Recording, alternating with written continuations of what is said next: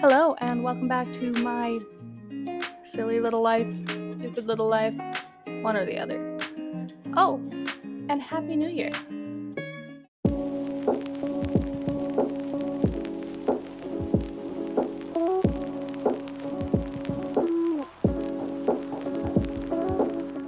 It is currently New Year's Eve. The new year will hit here in Thailand in 15 minutes. And I thought, why not sit in my house and think about this year and everything that happened? I moved to Thailand. That's crazy. I started off 2024 in Vancouver, and Vancouver was one of my dream cities. It's one of those places I always wanted to live. It's beautiful. It has so much of what I want in a city. Mountains, ocean. I loved walking the dog along the ocean.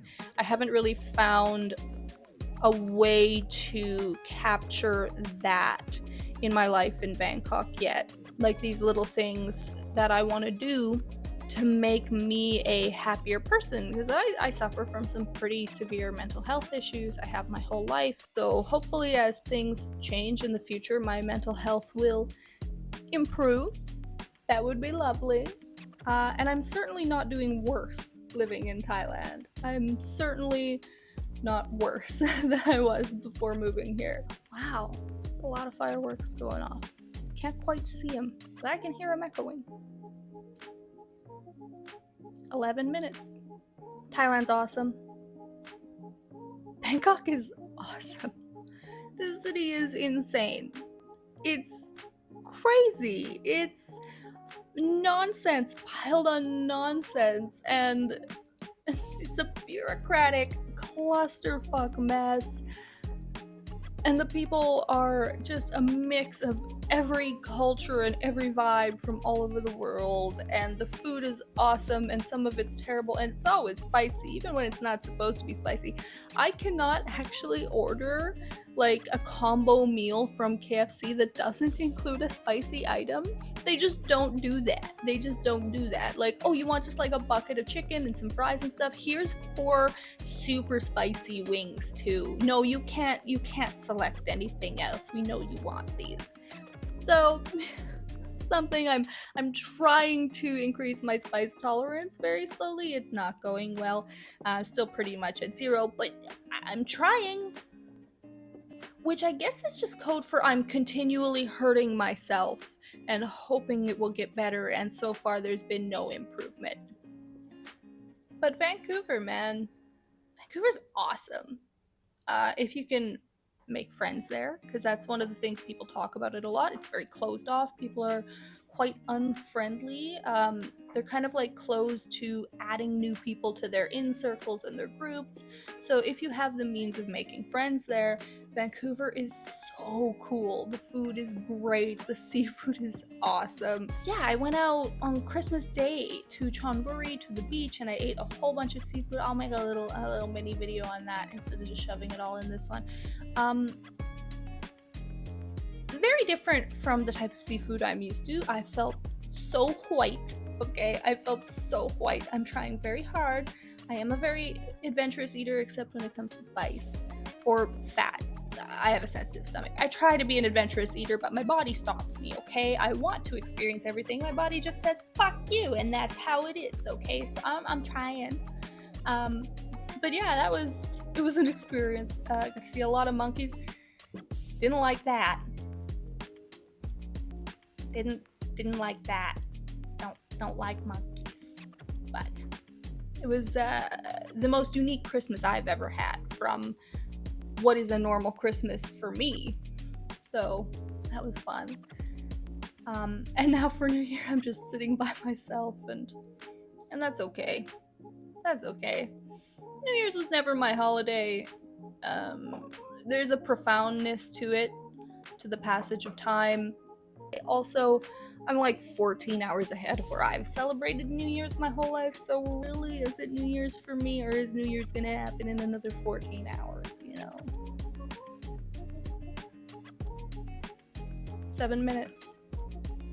Miss Vancouver. But Every time I leave Bangkok, I'm so excited to come home. Went to Singapore for a week in October, went to Phuket for a few days in November, and both times I was like, I really like Bangkok. I actually felt lonelier in Vancouver. Even though I had friends there, more friends than I have here, I felt quite a bit lonelier. And I think that is a testament to the friendliness of Thailand in general. People here are more open, they're more interested in meeting, they're more open to making friends. And so even if you don't have close friends, you do feel a bit more sense of community and of people around you. And as somebody who does suffer from a lot of mental health issues, as I've previously mentioned once or twice, Thailand is less lonely. So that's great. But it is missing this certain something, this je ne sais quoi, you know? It's missing something in Bangkok. And that something is so pedantic. It's the way I walk my dog. It's the way I walk the city. It's not an inherently walkable city, Bangkok. It's a very hot city in a very hot culture. People don't like to walk here. People like to go hang out in malls, you know, go to markets. And Vancouver is so walkable, especially I was living downtown. And I would get up, not every day, but most days, on the good days. I got up super early and I took my dog out, sometimes super late, always after dark in Vancouver or before the sun came up, for like 2 hours. Sometimes we'd walk for like 5 hours. We'd go through Stanley Park, walk around, walk back. Awesome. I am staying on Sukhumvit, which is very walkable. I can walk my dog for ages here, but there's no sense of wonder to it. I find this incredible sense of wonder of Bangkok when I'm on the back of a motorcycle. I love coming home from more like Silom in the downtown area via Rama 4 at night on the back of a motorcycle, because you go through like this proper city vibe, and the lights and the buildings and the traffic's never that bad on Rama 4 compared to like Sukhumvit Road. I get that feeling. But I miss getting up early in the mornings, walking my dog, and it just doesn't feel like I've found that yet here. And that might be a testament to the fact that I hate my apartment and I'm not happy where I live, and I think that's been draining a lot of my energy. 3 minutes. This is definitely the best aspect of my apartment. As you can see in the distance, that building does have 2025, but I can only see 025, so maybe we're going back in time. There's a firework display happening in the distance over there. That building has a light display. But here, on that bridge in the background, that's where they've been going buck wild. So I do want to capture a sense of that magic that Vancouver gave me. A sense of, I don't know how to put it into words. 2 minutes.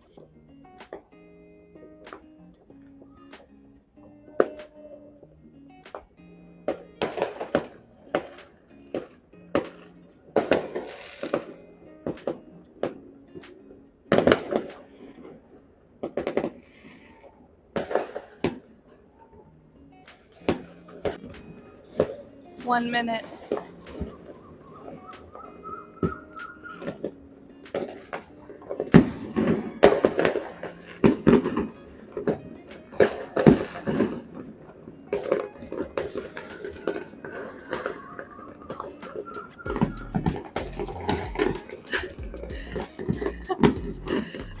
Happy New Year!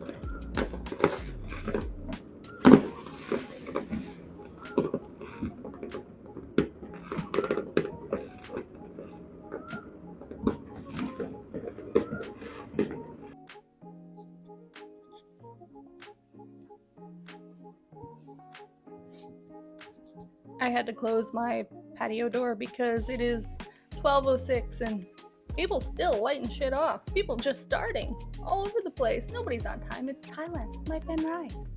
Who cares? So like I was saying, I need to find something that gives me that same sense of peace, because as somebody with borderline personality disorder and other fun mental health issues, it's really, really important for me to find these small joys in things that make sure that I maintain a higher level of emotions and I don't dip down into the bad ones too much and get too complacent. So I started this year in Vancouver. I ended it in Bangkok. My two favorite cities in the world, honestly. So that's gotta be good, right?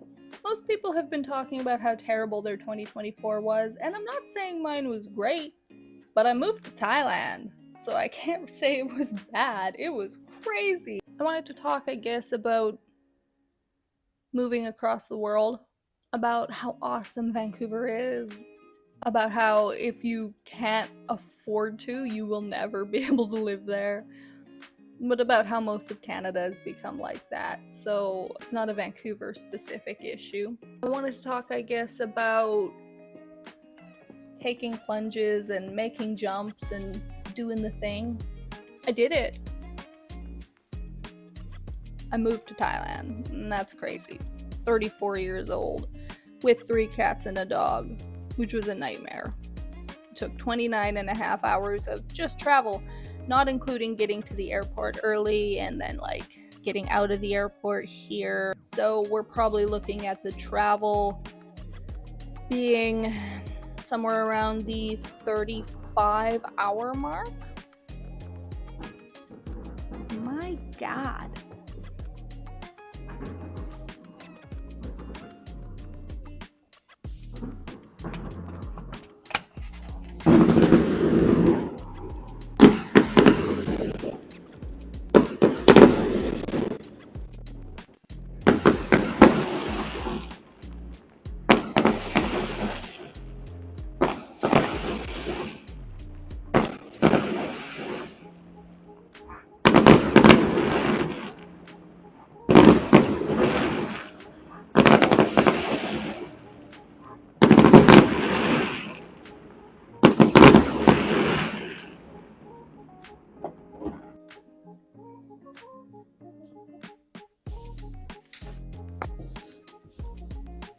They're still going at it out here.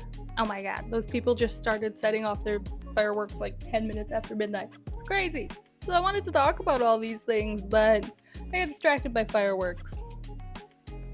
My 2024 was incredibly stressful, and it'll be really interesting to see what the future holds going forward. Maybe I'll live here for a couple years or a year. Maybe I'll go to Vietnam for a while. Maybe I'll go to Cambodia. I don't know. I've never even been to those 2 countries. I'd be interested to see what life is like there and if I'd like to base myself there for a while or if I just want to stick myself here.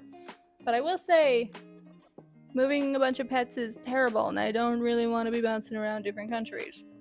So it'll just depend on visas. I hope your 2024 wasn't the worst, but I know for a lot of people it was. So like I said, I started this year in Vancouver. I was doing quite well. I had 2 different careers. One of them I am definitely going to be talking about because that ended up being a disaster. The other one, job I've been doing for a very long time, is hyper dependent on the economy, and the economy just absolutely crashed. It had started to crash, and I knew friends of mine who were in the same line of work who were really feeling the effects of that starting about a year previous. Around the start to mid 2023, they were really, really feeling it, but I was kind of lucky. I'd been in a privileged position that I was able to avoid that initial hit, so I had a little bit less warning. And then when suddenly I was back in the same workforce as everybody else in that industry, the money was just gone. It didn't slowly trickle down, it disappeared. And I had bills. Bills don't stop. And I had this second line of income, this second job that started out looking very, very promising. And I was really, really hopeful, like, this is where I'm going to push my career towards, at least for a few years, and see how that goes. And then it ended up being kind of a scam, which is very interesting. We'll talk about it. Crazy experience. I end up seeing the dramatically increasing cost of living in Canada, and I don't have my income. I gave it a while. I tried very, very hard, and the last chance I gave it was the month of April, where I said, okay, given this one last big shebang, I'm really trying. I'm trying to get new contracts. I'm trying to work. I'm trying to do this.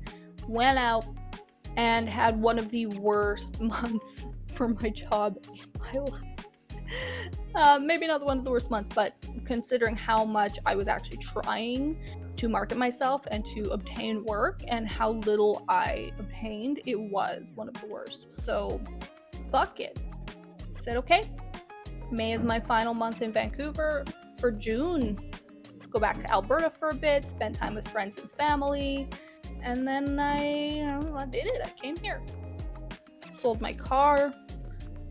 Everything I owned in the world could fit in one load in my car, my SUV, and I still could see out the back window, including the pets and their carriers and stuff, and I could still see out the back window. I downsized amazingly. Okay, guys, I was ruthless.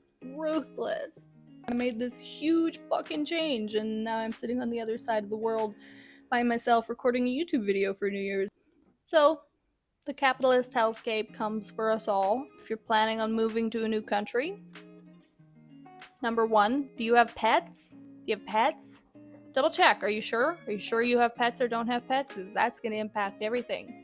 Because it is a lot, okay? If you have little furry things that are relying on you, and not just one. If I had one cat, you know how easy this would be?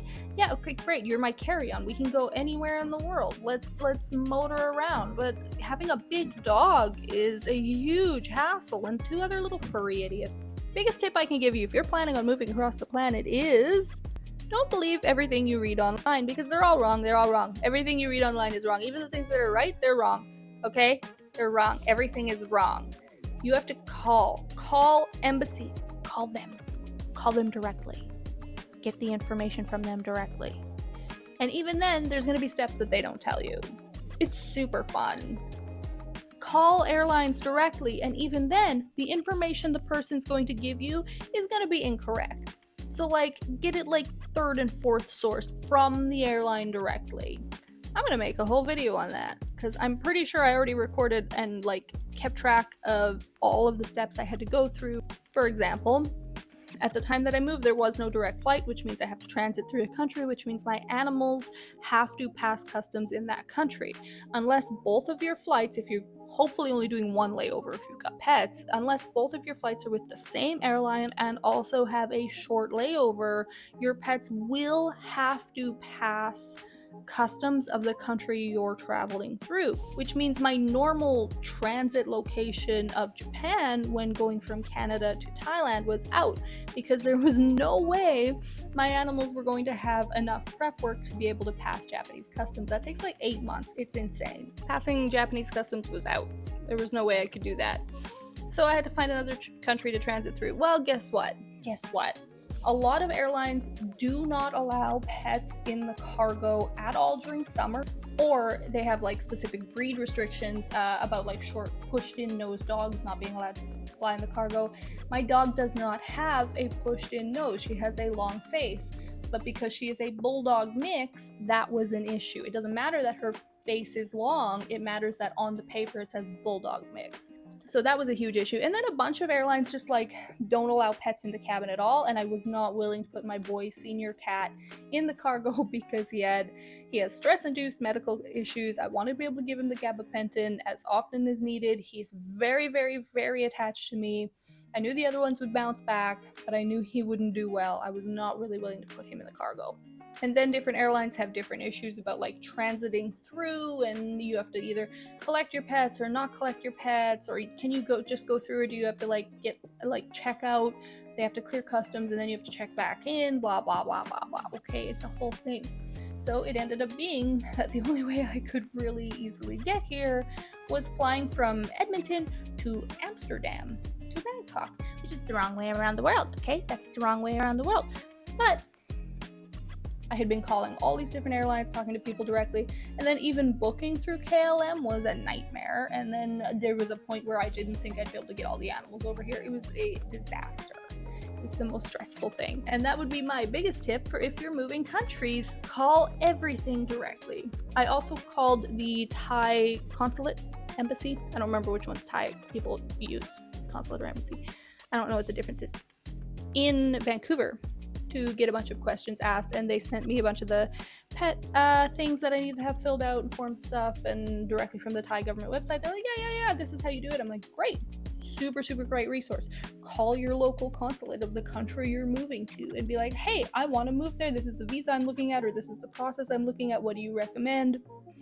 And another thing that nobody tells you about at all, that you can't find information for anywhere, and that the Thai consulate did not tell me, but that my school found out for me. The Thai language school that I was speaking to while I was still in Canada, that I was planning on taking classes here, which I am taking classes at that school, they emailed the airport for me ahead of time, and then found out that I actually need to email the airport within a week or a few days, I don't remember now, of arrival, and be like, I am bringing my pets in.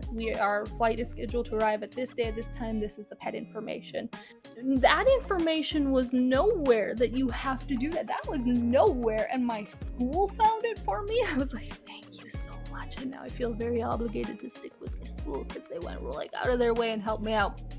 And then this was awesome, when I arrived in Thailand, probably because I'd done that and I'd told them I was coming, they actually had somebody grab me at the gate with my name and be like, your pets are waiting for you, and take me out of the plane. And I was able to find my animals super easily, because they didn't do that in Amsterdam when I had a 7-hour layover and I had to collect my animals. They didn't do that, and I was lost and I didn't know where to collect my animals, and I was looking around and it was a clusterfuck, and I promise I will talk about that in a video.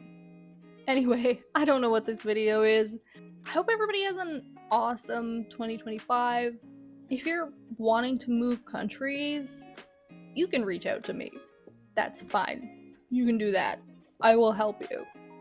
I have a bunch of information inside of my head. I guess mostly I just wanted to make this video to say, I'm okay. I wasn't okay when I was moving here. I wasn't okay. And my video where I said, whoops, I moved to Thailand, and, kind of announced that, it was obvious I wasn't okay. But I am. I'm doing all right.